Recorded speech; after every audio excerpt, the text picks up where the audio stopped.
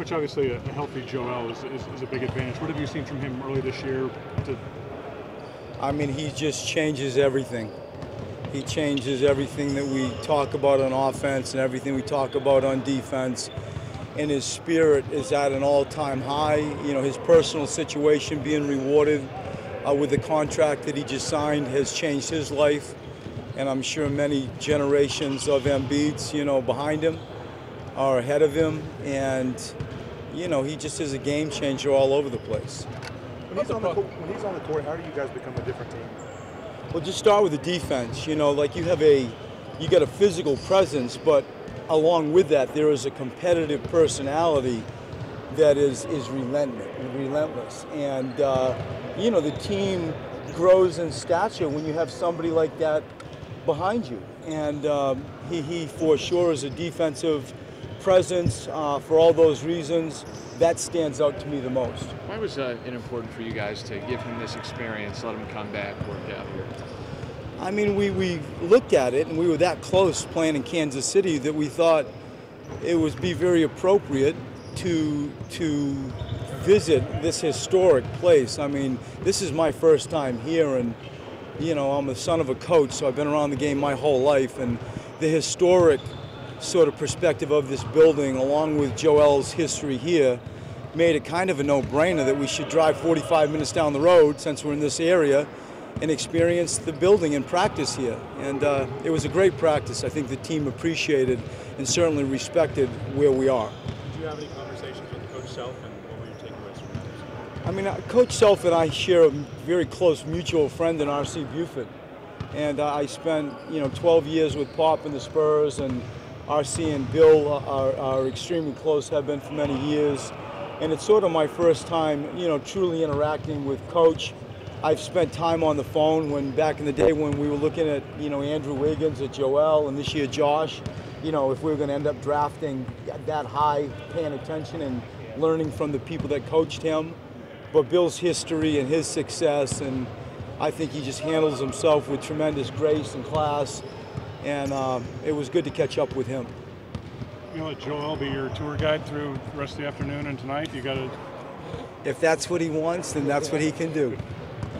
This might be a change of direction on a different guy, but you were pretty complimentary of what TJ's done after last night's game. Just kind of get into a little bit more what you've seen of how he's managed things and how he does prove himself being necessary, being on the court for you guys. Well, he's lived an erratic sort of preseason. He plays, he doesn't, he sits for the first half, then he comes in the fourth. And that was our starting point guard last year, and so it's a very different role. You give Ben the ball, he sits. Markelle comes in, I give Markelle the ball, he sits. Yet he still finds a way to, you know, be the competitive person that he is and the teammate that he is. And then last night Markelle's out, TJ comes in, and you're reminded of how important he is. He finds ways to win. And you want to talk about willing your way into a game and willing your way to success. He's defied all odds. Nobody gave him ever a chance, yet here he is. He doesn't go away, and he just ticks so much the way I want our players to tick, and he's a great example for our young guys. Do you know if Joel will play tomorrow, and will his history in the area affect that decision at all? It won't. It won't affect the decision. What will affect it is the bottom line of what's best for him, no matter where we are. And I have not yet been given the instruction that it's a categoric certain. And so I'll wait for that news as well.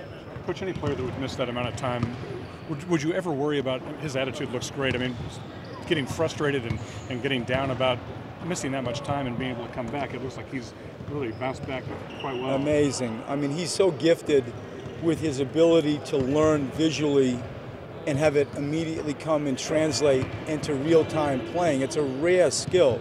For him to do the things he's done after 31 games, yet he still has a skill package that you would look at and say, surely he's played in the NBA a long time.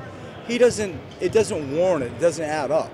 And so when you start connecting the dots and say, how can that be? You know, you just learn. He's a visual learner. He'll see Dirk do something, or Kevin Durant, or Duncan back in the day, and, you know, the next game it's sort of in his game and he's trying it. Or in a practice gym by himself trying to try that. And his spirit is great. We need it to be great. We want to grow him to be one of the program's leaders. Apart from being good all by himself, how do you help others? And he's really growing a lot in that area. And it's just fantastic to have him back with us in a uniform and playing. Has he become like a more willing passer? It looked like he was setting guys up against Brooklyn last night. He's always been a willing passer. The thing that was hard for people to judge is last year you had this 4-minute restriction.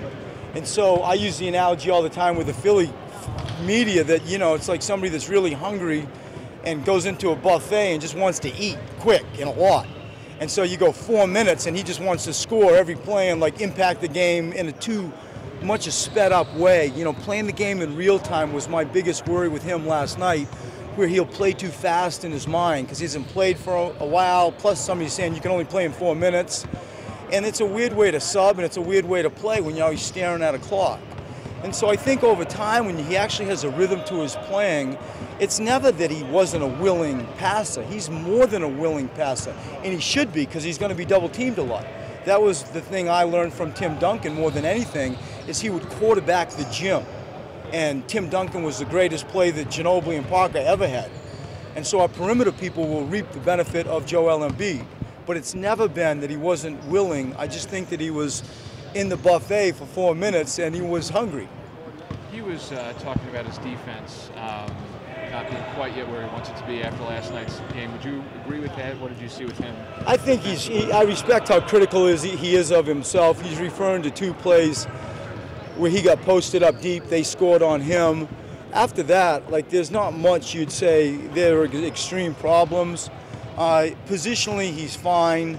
I always challenge our bigs to be more vocal. The game is so fast. There's multiple pick and rolls, some 2 or 3 in each single possessions. And so they have to be on point with their communication. I'm always challenging our bigs to be better at that. I think that he can also be better at that. But in general, I thought he was, you know, certainly a B+ when I graded him last night. Thank you, Coach. Thank you. Thank you.